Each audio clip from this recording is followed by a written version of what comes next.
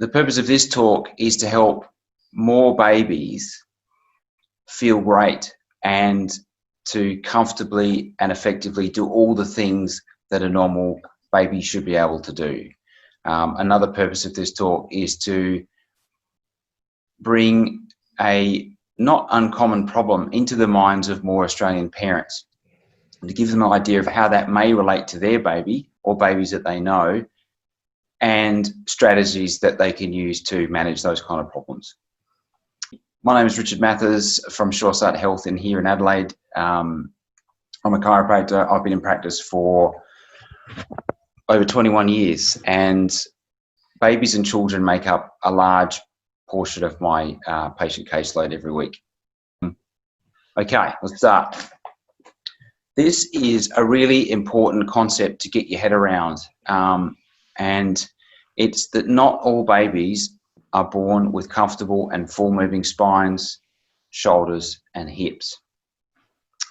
It's tempting to think that they do. You know, babies are so brand new and everything about them is perfect. It's easy to assume that their joints and muscles and tissues in their frame are all perfectly perfect as well. I've been in practice a long time and been working with babies for a long time, and it is not uncommon for me to see patients or infants that have lost over 50% of certain movements in certain parts of their body. So it's 50% or more neck movement or shoulder movement, and that lost movement is often clearly tender and uncomfortable for that child in certain movements in certain directions that shouldn't be. So some babies can sustain muscle or joint injuries early in life. So it's a really important thing to get your head around. The most obvious question that follows on from that is, how can a tissue injury even occur in the first place in an infant? Well, there are two key ways, or two ways that that's most likely to occur. Number one is prolonged awkward positioning in late pregnancy. You can imagine when a baby reaches the end of term, they start to get relatively big and commonly start to run out of space. So ideally, Ernie's my little example friend here. So you can imagine if a baby is reaching the end of term, getting big, and ideally is tucked into a nice neutral position where no one joint is overly stretched or strained or compressed. That's ideal. But there's nothing to say that when a baby reaches the end of pregnancy and they're starting to run out of space and they're starting to get settled into a fairly fixed position, there's nothing to say that that baby won't be positioned with a substantial head tilt.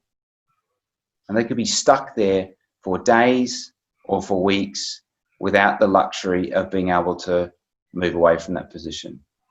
Or there's nothing to say a baby won't be positioned with a fixed head turn for a number of days or weeks towards the end of pregnancy, or locked into extension for an extended period of time, or have their arm positioned behind their back.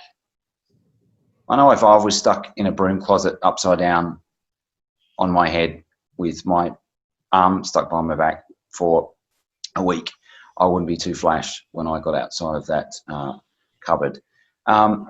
So looking through here,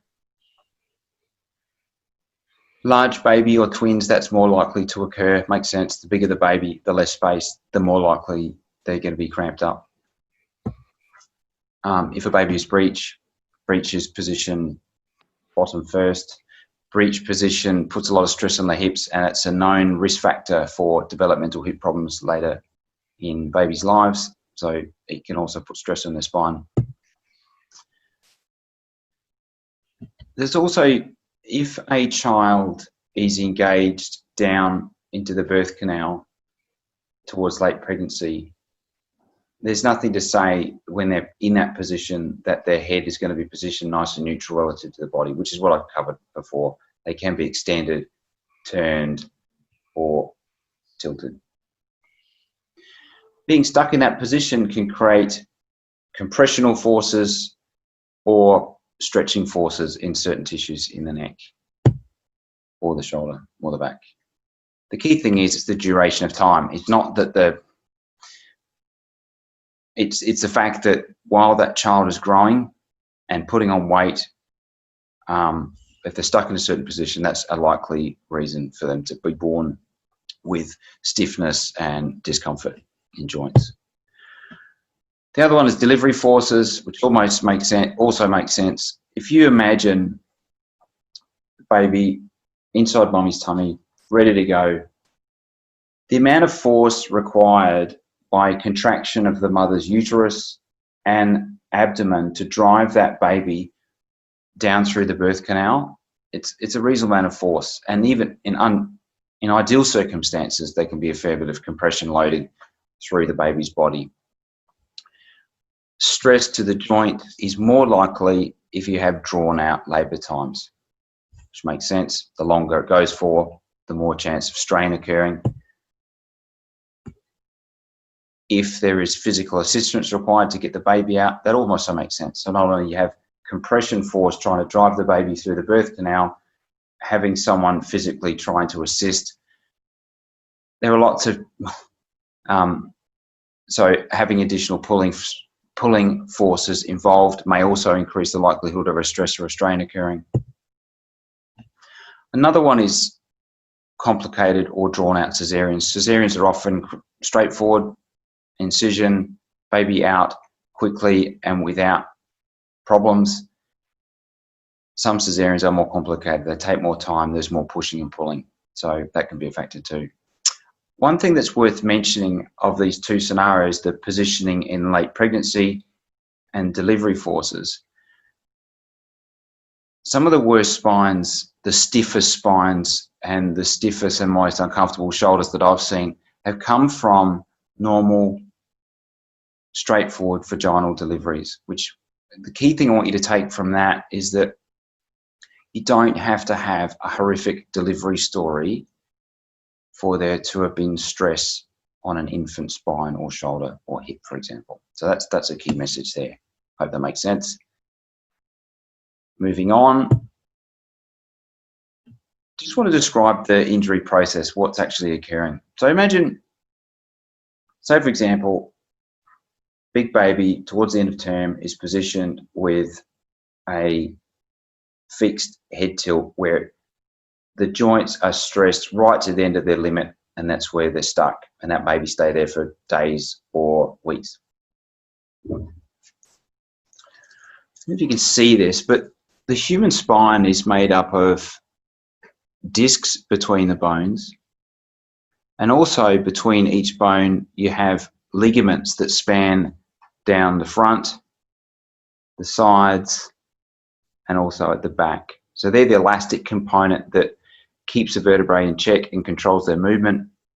And wrapped around all of that, from every bone to the next, are protecting and controlling muscles.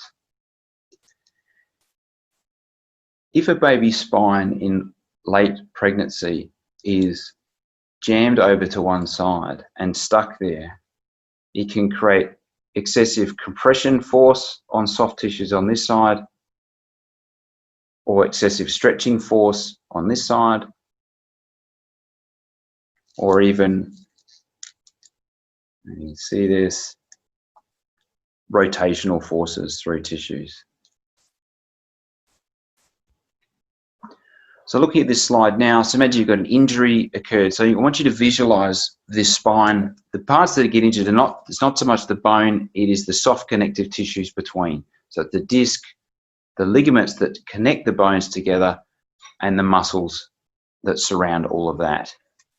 So imagine one of those areas was compressed or overstretched to the point where it became injured.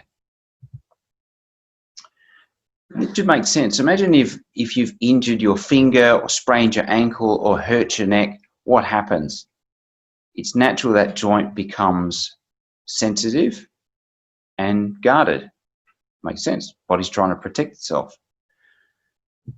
What follows from that, I'm going to move my little window out of the way, is that the body will attempt to protect that area by actively stiffening that injured part and limiting local movement. So it actively shuts that area down. And it can also change posture. So if anyone's hurt a joint on their neck, the shoulder might drop or their body might lean away in an attempt to protect or avoid using that part. So imagine now, and I'll go back to Ernie as an example.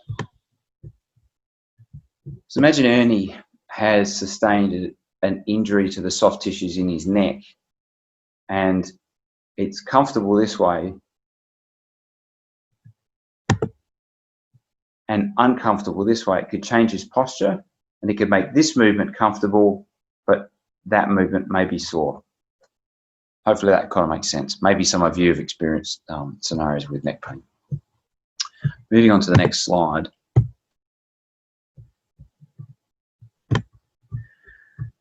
If a baby, through either positioning in late pregnancy or forces during delivery, sustained an injury to the muscles, ligaments, or discs in their neck, it is possible that could prevent a baby from comfortably or effectively doing certain things. Now, I'm going to go through a list of them. Let's see how it fits. A baby with a stiff and sore neck that is not comfortable in all positions may find it difficult to get in the position in order to breastfeed properly. A baby with a stiff and sore neck or stiff and sore shoulder may find it difficult to sleep or rest in a fixed position for an extended period of time in order to get a good night's sleep. It also makes sense for a baby to be in a car seat, which often requires a fair bit of chin tuck. For some babies, that can be uncomfortable if you have a stiff and sore problem neck.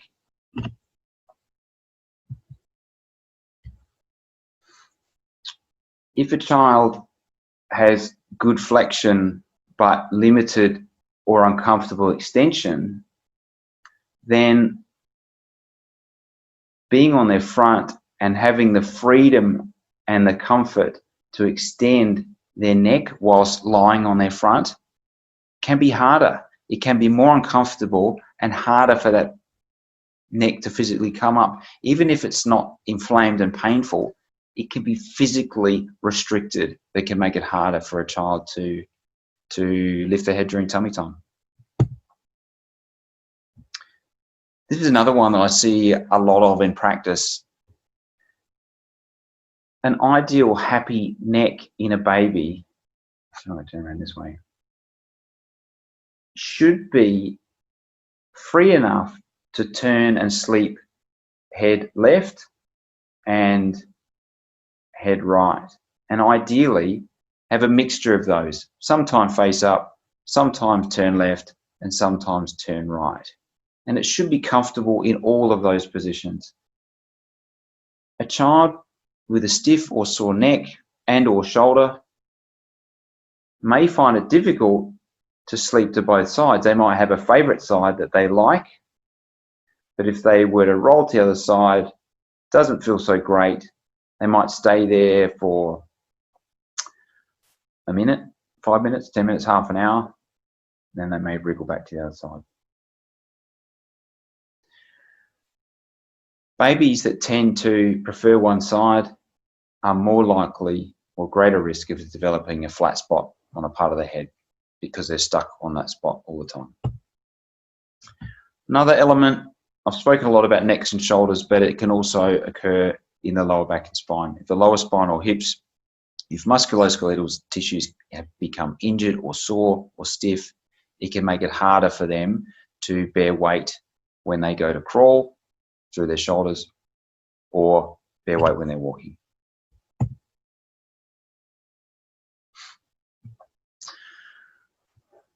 Another good question to ask is, to a parent, are joint problems always obvious in a baby?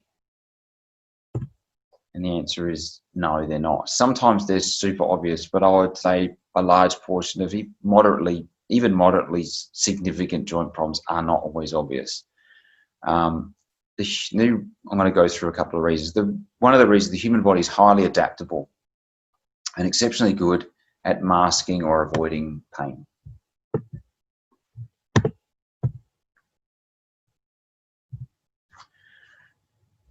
If tissues are injured, whether you're a baby or an adult, the local area often stiffens where nearby joints and muscles attempt to compensate and do the work of the injured part, which I've already touched on that concept. And a good example of this is if you had a thorn or a prickle in your foot. So it's summertime, you've got something stuck in your foot. You walk around, it's sore. It's clearly sore when you put weight on it. But it doesn't take long for your body to start to shift weight away from that area. You might roll to the outside of the foot, so you're putting more, say if the prickle was in the ball of your foot, you might start to roll the weight or shift the weight to the outside of your injured foot. Or even over time, your body could shift its entire body weight so there's more weight on the opposite foot. And the body's very good at doing that, and eventually those processes can become subconscious. And so your pain in your foot may diminish, may reduce, or maybe completely disappear because your body's so good at adapting. Or another good example, if you've ever had a sore neck that feels sore to turn, if your neck is sore when you turn to one side and it's uncomfortable, instead of turning your neck, you'll start to turn your body in order to avoid pain. And this is something super common in adults. If they've had long-term neck stiffness and even underlying discomfort, it could be there so long, the body's so good at adapting, that person actually stops turning their neck much and just starts turning their body, like when they're reversing the car.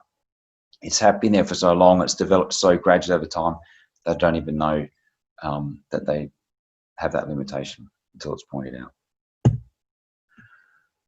Another interesting, or another reason why things like this aren't that obvious is because a lot of our body movements, shoulder and neck included, come from multiple moving parts. You can see here in this spine model, there are 24 vertebrae. And if I were to turn my head to the side, that movement comes from about 10 different individual bones working together as a unit. If I was a baby and I'd suffered an area of soft tissue injury just to one joint that was significant enough to cause that to lose 50% of its movement, the total loss in the head turn would only be 5%. So you could have one joint that's moderately injured, moderately affected, has lost 50% of its movement or 50% of its function. But because it's only one part in a 10-link chain, the total motion loss that the parent will see might only be 5%. Another interesting element here is, and this is something I hear, something that is not uncommon when babies have a one-sided head turn preference when they're asleep and they've developed a flat spot in the back of their head. They come to see someone like me and I say that, let's check the neck, see if there's any motion limitation. They go, oh, I've been around, I had that assessed before, the movement is good. When I hear stories like that, and if I find motion loss, I ask the question, were all the individual segments in that baby spine assessed? Were the shoulders assessed? And were all three-dimensional ranges of motion assessed? Because it's one thing to check turning. It's also critical to look at side bend, flexion, and extension. It is not uncommon for rotation to look reasonable, but behind that, the child has really great bending one way, but that's about as far as they can side bend the other way, and it was missed. So that's just something else to pick up on. So not super obvious always. Another thing that's worth mentioning is stiffness after injury can remain for months or years whether you're a baby or a adult. If motion is not restored, it can lead to diminished joint condition and strength. Move my notes around.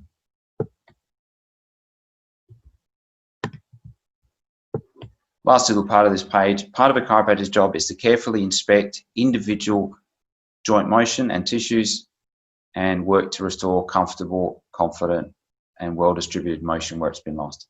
That makes a big part of my working process.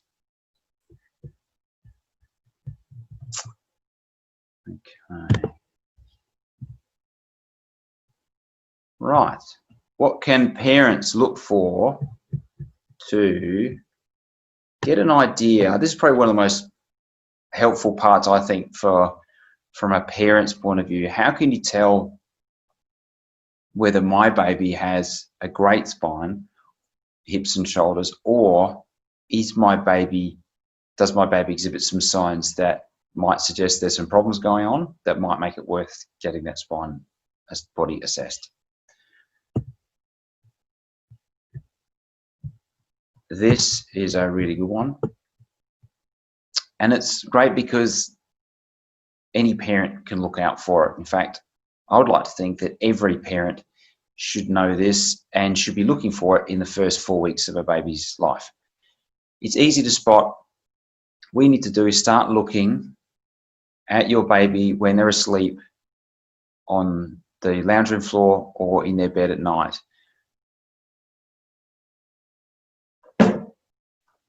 What's their preference? Do they sleep face up? Do they sleep part one side and part the other side? Roughly 50-50 or 60-40? Or do they tend to prefer one side more? And if it is it a full turn or is it a partial turn? Ideally, a child should have the freedom to choose all of those positions, and they should be evenly distributed. So 50-50 with a bit of up is great. If you can have even 60-40 left and right is great. If your child can do a full, relaxed, comfortable head turn both ways, that's amazing. Not all babies can do that. But in this case, symmetry and variety is the most important part. If your child has reasonable symmetry, as in choosing left and right really relatively evenly, and they vary their position, generally chances are you've got more likely to have a good neck. If a child tends to prefer one side more than the other 70% of the time, 80%, 90%, then that child is more likely to have a neck movement issue. Another one that's even more obvious, if a child sleeps to one side, and if you were to try to, when they're asleep and relaxed, reposition the other way, if they only stay there for seconds or a few minutes before flipping back, it is a very high chance that that child has a movement issue in their neck or shoulders. Sleeping face up is another one that may or may not indicate a neck problem, but is certainly a increased risk factor for developing a flat spot on the back of the head. So really look out for that one. This one is further down the track. Look out for flat spots forming on the back of the child's head or off to one side. If a child starts with a nice round to the back of their head after they've been born and they start to develop a flat spot, then it's important to get that checked so you get the right advice, get it checked. Maybe you need a supportive pillow, maybe there's some motion problems there, or maybe you just need to work on varying their position or varying their environment. Most of the flat heads that come into my office, it's 2 months or even 3 months is a typical age range. And what that tells me is the flattening probably started early on. In the first 4 weeks, it's probably pretty subtle, and the parents are going, oh, maybe it's there, maybe it's not. But by the time it gets to 2 months, the flattening is so obvious and so clear, the parents can't deny it anymore. They go, oh my goodness, my kid's got a flat head. Bam, what do I do? Then they start racing around trying to find something to fix. This should never happen. If parents were more aware and better equipped to support and improve that baby's outlook, then that'll be a good thing. So if there's one thing you take out of this meeting today, always check your baby's head position when they're sleeping. Look for one-sided head turn preferences. If you do, just get some advice. Ask your chiropractor, speak to your health visitor, get some input as to how you can manage that, because once flat heads get really established, they're really tough to fix. If you're thinking about toughness, trying to fix a neck motion issue or a repositioning issue versus trying to fix a flat head issue, fixing repositioning and restoring neck motion maybe 10, maybe 20 times easier than fixing a flat head. Another one you can look for is uneven posture when a baby lifts their head during tummy time. So if they're on their front, get down on the floor in front of them and look at them. When they lift up in front of you, do they lift up with good symmetry, or do they lift up with a tilt? And what's more relevant is the same tilt every time they lift up. So you need to monitor that over maybe a 2 or 3 day period. And obviously have to be the age where they are lifting. But if the head lifts and it tilts or turns off to the same side every time they do it, that child may be more likely to have neck motion issues or shoulder issues. Another one you can do is just simply hold the baby up in front of you. If they're old enough to control their head somewhat, hold them by their chest, under the armpits, keep their body nice and level, and just look at them. Look out for subtle head tilts. That's one of the things you'll see when they're upright. When a child's lying down the floor, you want to be looking for turning preferences. But when they're upright and gravity's trying to pull them down, that's where you'll most often see subtle tilts.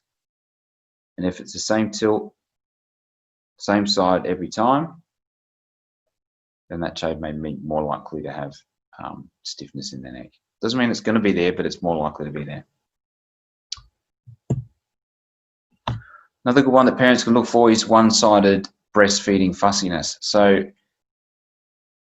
if a baby is comfortable, happy feeding on one side, but they are routinely more fussy, more irritable, more likely to pull off, and more likely not to finish the feed on another side, particularly if the nipple function is normal and the breast flow is normal, the milk flow is normal on both sides, then it's more likely, it's likely or increased probability that there is a neck stiffness issue, because stiff, one-sided, asymmetrical stiffness or discomfort patterns in upper necks can make it more difficult to feed on one side. So look out for that one. Difficulty latching and feeding in the absence of technique problems, lip or tongue tie or high palate is another one. A baby that cries or is restless primarily when in the car seat. So they're generally okay, but as soon as you put them in the car seat, they get the grumps. It may be simply because they don't like being in the car or they don't like facing backwards, but it is possible that being in that position in the car seat is uncomfortable for them. Another one is when you're getting them dressed, you're pulling their arm up to pull their outfit on. Maybe you do it on one side, the baby always gets uncomfortable or irritable when you're getting them dressed or getting them changed. That's another possible thing to look for. Discomfort with tummy time in the absence of an obvious tummy problem. So if their gastrointestinal or tummy system is likely to be fine, yet they hate being on their front, that may be a joint-related problem. Excessive general irritability in crying in the absence of more obvious causes. So if you've been through, check through all the conventional signs of causes of irritability, fatigue, hunger, separation, all that kind of stuff. Spine is a possible contributor.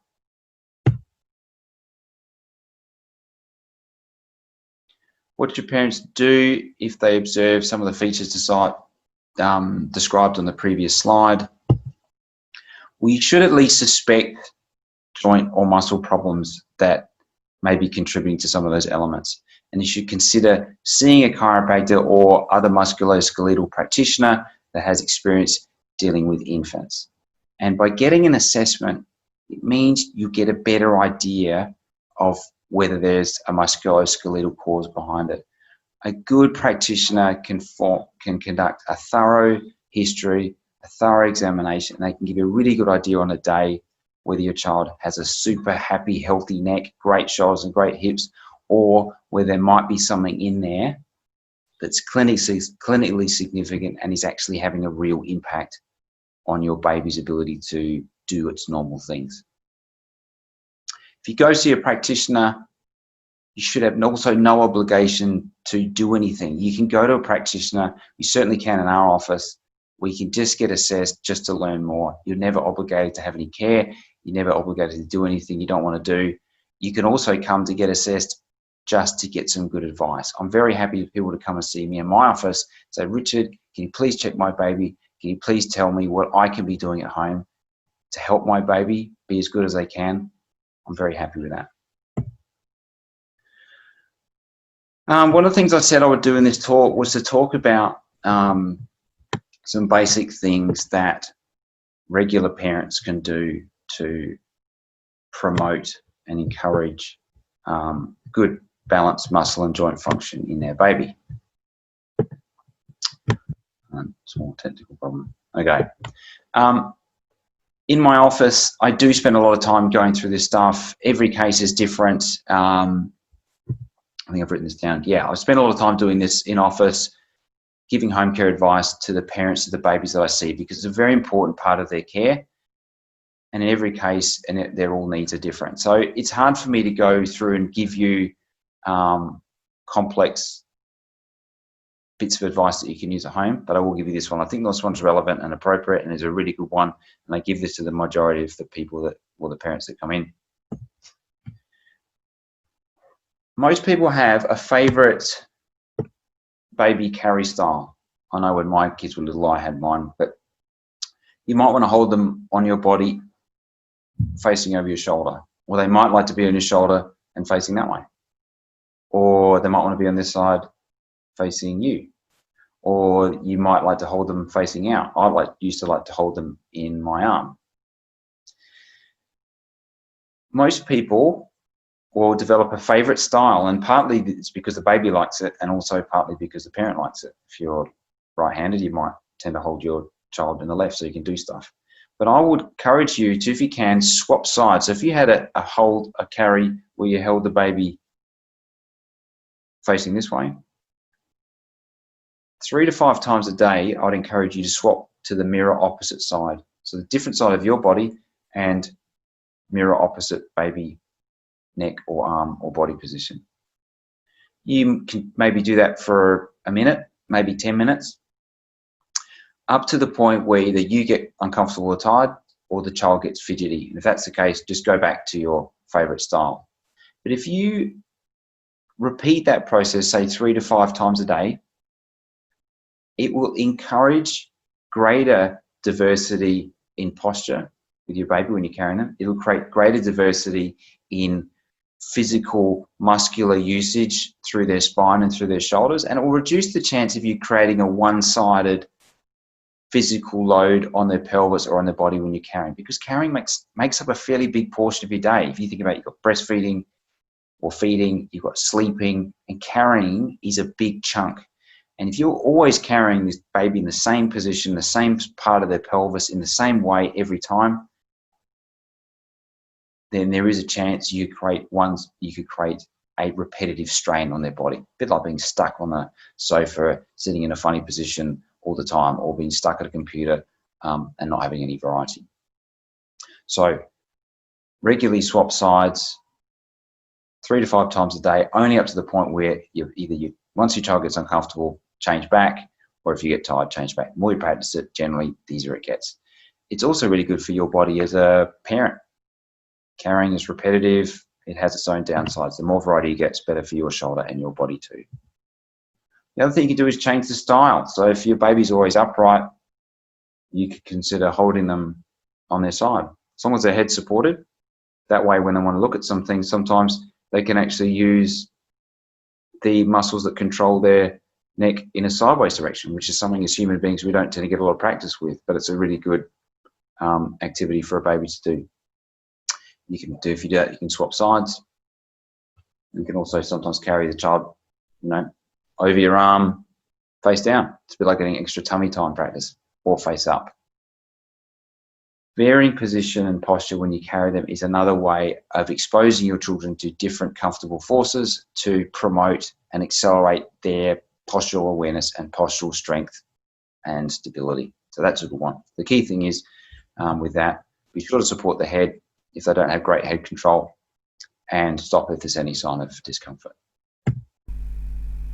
Thanks for watching. I hope you found this webinar recording helpful.